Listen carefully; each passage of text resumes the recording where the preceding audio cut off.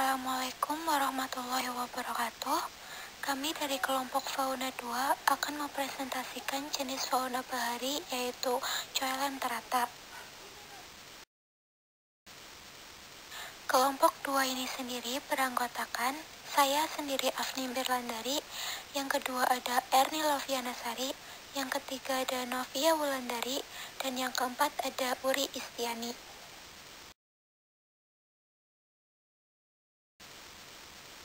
Outcome yang akan dibahas yaitu yang pertama ada definisi coelenterata, yang kedua ada ciri-ciri umum coelenterata, yang ketiga ada sistem reproduksi coelenterata, yang keempat ada klasifikasi coelenterata, yang kelima ada peranan coelenterata, yang keenam ada karakteristik dari Ropilema sp, yang ketujuh ada aktivitas hemolitik dari Ropilema sp, dan yang terakhir ada review jurnal. Untuk definisi coelenterata sendiri yaitu coelenterata sering disebut juga sebagai hewan berongga. Pemberian nama hewan berongga sebetulnya tidak tepat karena coelenterata adalah hewan yang tidak memiliki rongga tubuh yang sebenarnya. Yang dimiliki hanyalah sebuah rongga sentral yang disebut coelenteron atau rongga gastrovaskuler, yaitu rongga yang berfungsi sebagai tempat terjadinya pencernaan dan pengedaran sari-sari makanan. Filum dari coelenterata terdiri dari 4 kelas. 3 kelas Cnidoblast dimasukkan ke dalam kelompok Cnidaria atau yang terdiri dari kelas Hydroza, Scyphoza, dan kelas Anthoza. Sedangkan satu kelas lagi yang tidak memiliki Cnidoblast disebut kelompok Acnidaria. Selanjutnya ada struktur tubuh dari coelenterata. Coelenterata memiliki bentuk tubuh polip dan medusa. Polip adalah bentuk tubuh yang berbentuk tabung atau silindris dengan mulut di atas, serta dilengkapi tentakel yang mengarah ke atas, di mana biasanya polip menempel di dasar perairan, sehingga tidak bisa bergerak bebas. Berkebalikan dengan polip, medusa adalah bentuk tubuh seperti mangkok yang bisa bergerak bebas dengan mulut di bagian bawah, serta tentakel yang mengarah ke bagian bawah. Tubuh coelenterata terdiri atas 2 lapisan, yaitu lapisan epidermis dan gastrodermis. Kedua lapisan inilah yang membuat coelenterata termasuk ke dalam hewan diploblastik, di mana kedua lapisan tersebut terdapat matriks skeletin yang disebut lapisan mesoglea, di mana pada lapisan ini tidak terdapat sel sama sekali.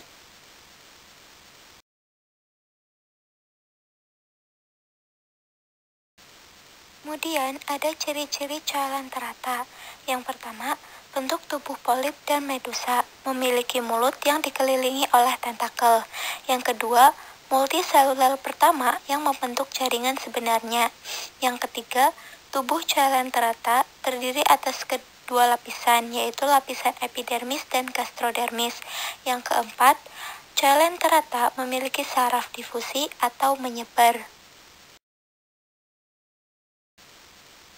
Selanjutnya ada sistem reproduksi dari coelenterata. Reproduksi pada coelenterata terjadi secara seksual dan aseksual, di mana reproduksi seksualnya terjadi pada bentuk polip, sedangkan reproduksi aseksualnya terjadi pada bentuk medusa. Pada bentuk polip, perkembangbiakannya dilakukan dengan cara pertunasan, pembelahan, atau pencapikan telapak kaki. Pada perkembangbiakan ini, suatu tunas terjadi dari dinding tubuh yang menonjol keluar diikuti perluasan rongga gastrovaskuler. Berbeda dari bentuk polip, pada bentuk medusa, sel telur atau sel sperma sebagian besar dihasilkan dari sel interstisial yang mengelompok sehingga membentuk ovari atau testis.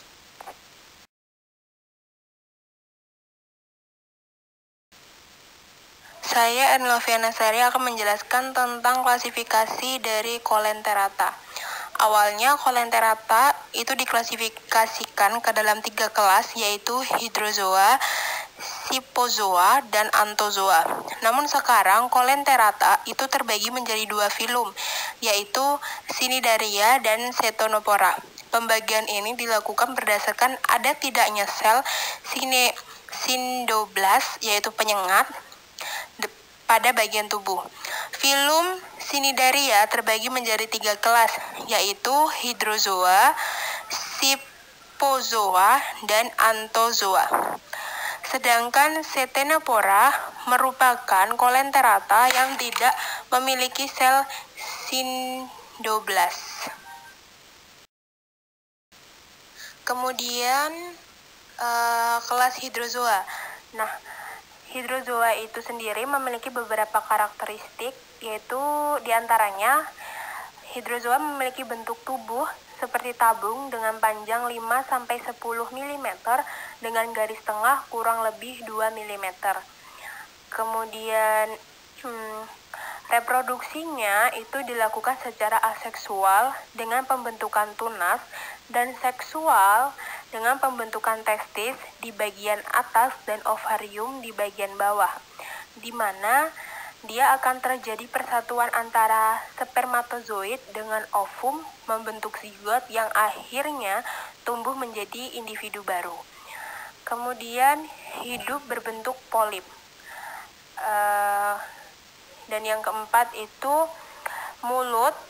Jadi hydrozoa itu mempunyai mulut yang dikelilingi oleh tentakel yang terdiri atas 6 atau 7 buah tentakel tergantung spesiesnya dengan panjang 1-20 mm.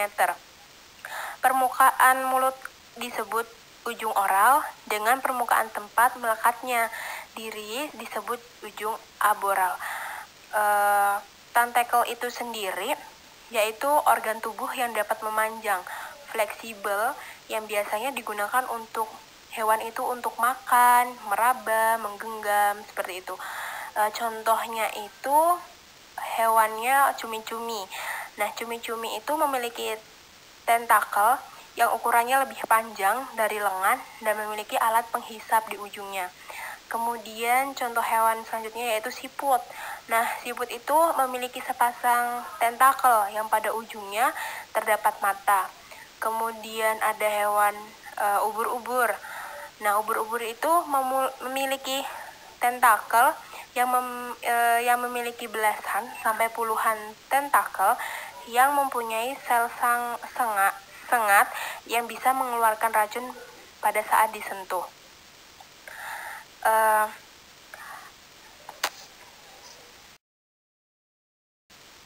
Selanjutnya yaitu kelas Scyphozoa. Jadi contohnya itu Aurelia aurita. Nah, Aurelia aurita itu merupakan hewan yang bersifat soliter dan dia memiliki diameter berkisar antara 7,5 sampai 30 cm yang bentuknya itu seperti payung yang tidak begitu cembung. Dan reproduksinya itu hampir sama dengan Obelia sp yang bermetagenesis atau mengalami pergiliran keturunan antara fase polip dengan fase medusa. Kemudian pada tengah-tengah permukaan tubuh, si Aurelia aurita itu pada bagian sebelah bawah terdapat kerongkongan yang menggantung ke bawah yang disebut manubrium. Yang pada ujungnya itu terdapat lubang mulut, di mana setiap sisi mulutnya dilengkapi dengan mulut sebanyak 4 buah. Rongga mulut bersambung dengan manubrium dan bermuara ke rongga perut yang terdiri atas sebuah rongga sentral dan 4 buah kantung gastrik. Masing-masing kantung gastrik itu dilengkapi dengan tentakel internal endodermal lengkap dengan nematoksitnya yang dapat digunakan untuk melumpuhkan mangsa. Selanjutnya yaitu kelas Anthopozoa. Nah, Anthopozoa itu sering disebut juga sebagai anemon laut, yang disebut juga dia itu sebagai mawar laut. Nah, di sepanjang hidup si Anthozoa itu, yaitu dia itu sebagai sensil atau bentuk polip yang menempel di dasar perairan. Nah, si Anthozoa itu dia tidak memiliki bentuk medusa. Nah, itulah mengapa dia itu menyebabkan hanya hidup di dasar perairan, karena dia itu tidak memiliki bentuk medusa. Kemudian, Anthozoa itu memiliki bentuk tubuh berbentuk silinder pendek dengan salah satu ujungnya yang bebas terdapat mulut yang dikelilingi tentakel. Kemudian Sifona klipal itu merupakan gulet atau kerongkongan yang bersekat yang fungsinya yaitu untuk menghubungkan mulut dan usus. Kemudian jenis Anthozoa yang terkenal itu ada Metridium marginatum, Tubipora musica, Euplaxeura antipathes atau akar bahar, dan Pleurobrasia.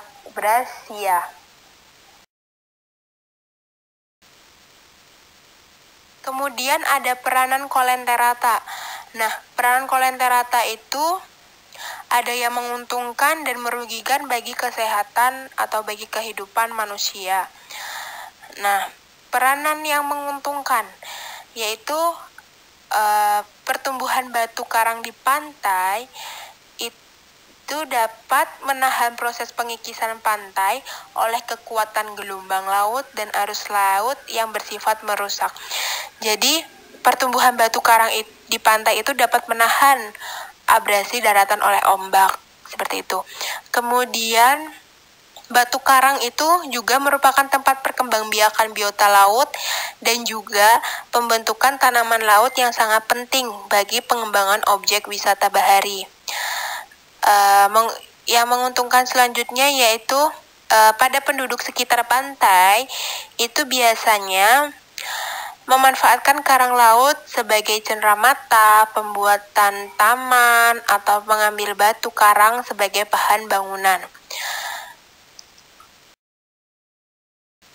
Selanjutnya yaitu peranan yang merugikan bagi kehidupan manusia yaitu pertumbuhan batu karang di laut lepas dapat menyebabkan perdangkalan air laut yang mengganggu dan membahayakan pelayaran kapal. Kemudian peranan yang merugikan selanjutnya yaitu bagi penyelam. Nah, sengatan yang dihasilkan oleh hewan hidrozoa itu mengganggu kenyamanan dan keamanan para si penyelam tersebut. Nah, itu merupakan peranan yang menguntungkan dan peranan yang merugikan bagi kehidupan manusia. Selanjutnya yaitu ada karakteristik dari genus Rhopilema sp. Nah, genus Rhopilema itu termasuk dalam famili Rhizostomatidae karena memiliki manubrium dan perpanjangan lengan pada tiap oral arm-nya. Nah, ordo Rhizostomae itu tidak memiliki tentakel pada tepi payungnya, namun dilengkapi oral arm berbentuk triangle yang meruncing ke arah ujungnya, serta tidak dijumpainya bukan mulut di tengah subumbrella. Kemudian, salah satu jenis filum Coelenterata itu kan genus Rhopilema sp.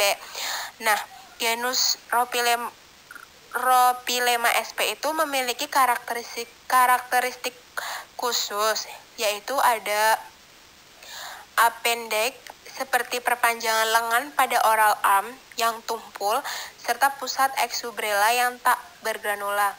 Kemudian, Rhopilema itu dia berwarna merah kecoklatan dan terkadang di bagian marginal dijumpai pula titik-titik coklat.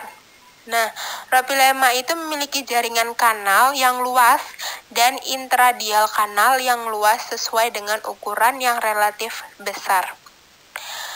Dan yang terakhir yaitu subumbrella.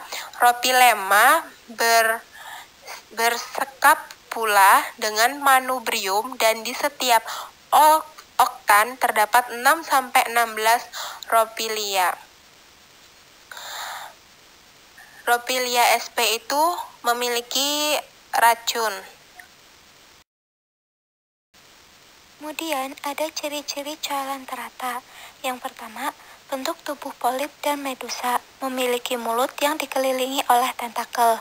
Yang kedua, multiselular pertama yang membentuk jaringan sebenarnya. Yang ketiga, tubuh Coelenterata terdiri atas kedua lapisan, yaitu lapisan epidermis dan gastrodermis. Yang keempat, Coelenterata memiliki saraf difusi atau menyebar.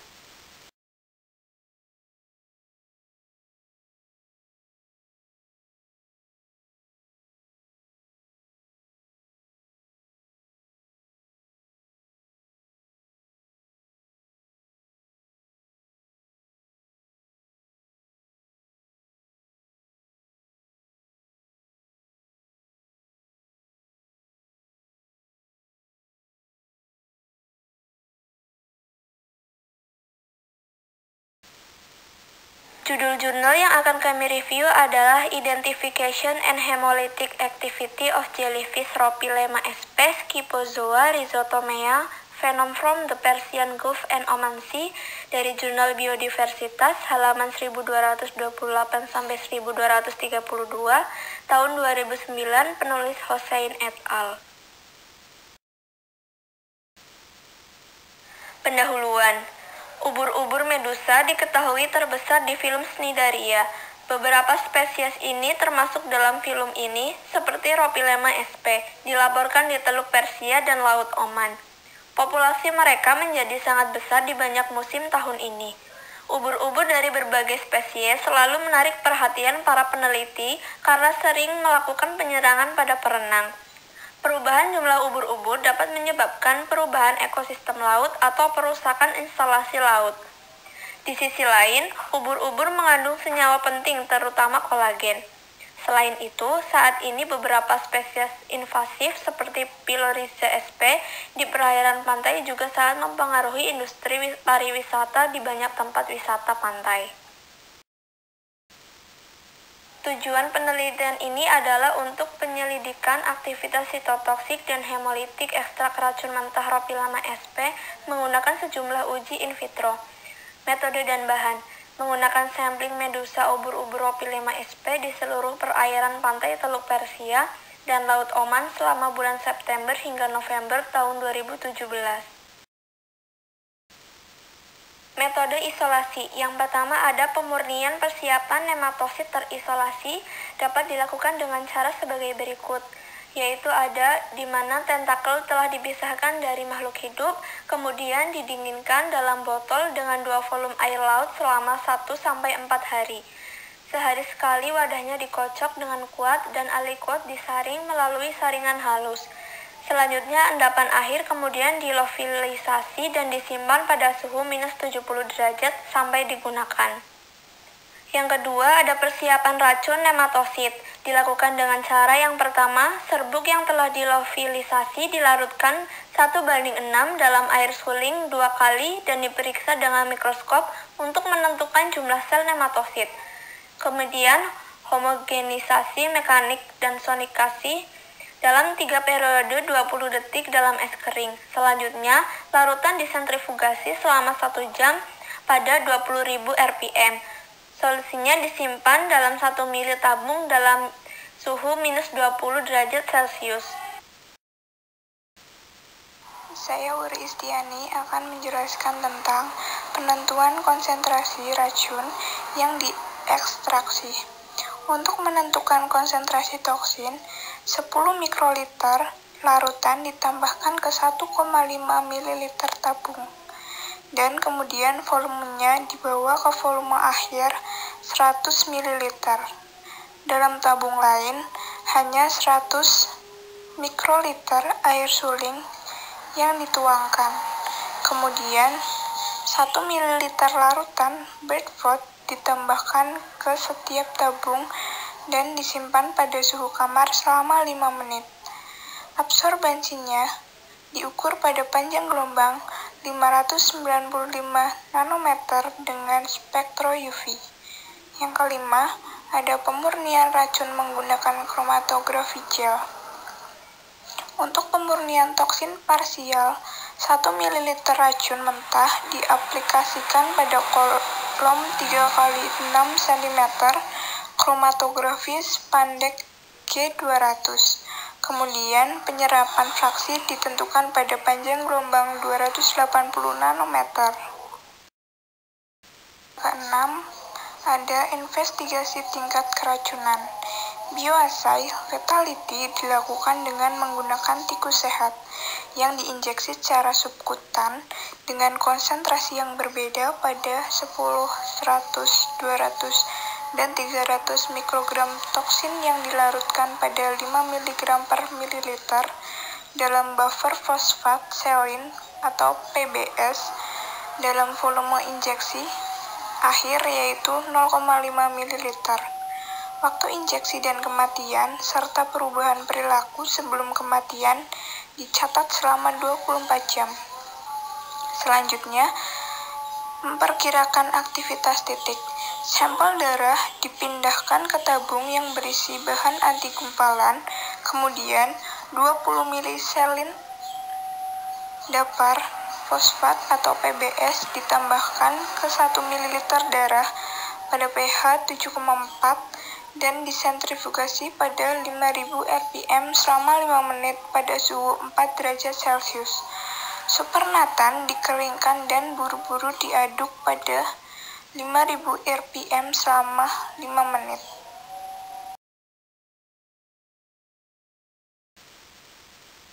Hasil dan pembahasan.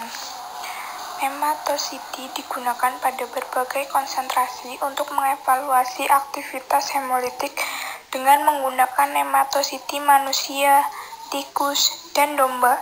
Hemolisis tergantung konsentrasi rata-rata dapat diamati dari 200 mikrogram per mililiter setara protein atau lebih tinggi dengan potensi variabel pada spesies yang berbeda.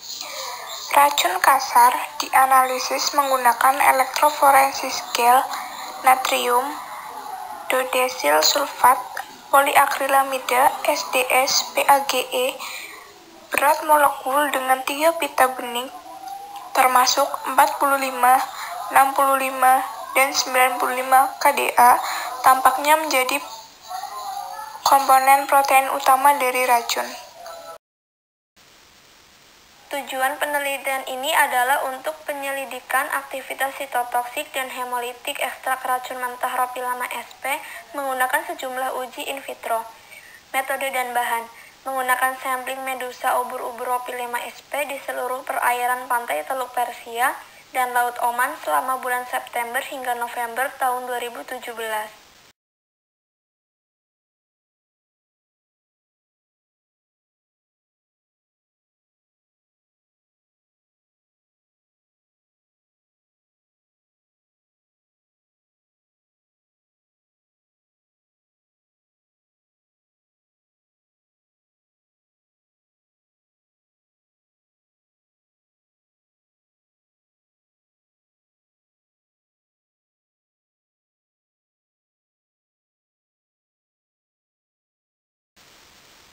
Kesimpulannya, hasil percobaan menunjukkan bahwa racun Ropilema sp menginduksi hemolisis pada spesies yang diteliti dan menentukan bahwa peningkatan jumlah toksin memiliki korelasi positif dengan peningkatan lisis sel. Penelitian ini menunjukkan bahwa racun Ropilema sp mungkin memiliki banyak prinsip aktif secara biologis. Terima kasih atas perhatiannya. Kurang lebihnya kami memohon maaf. Wassalamualaikum warahmatullahi wabarakatuh.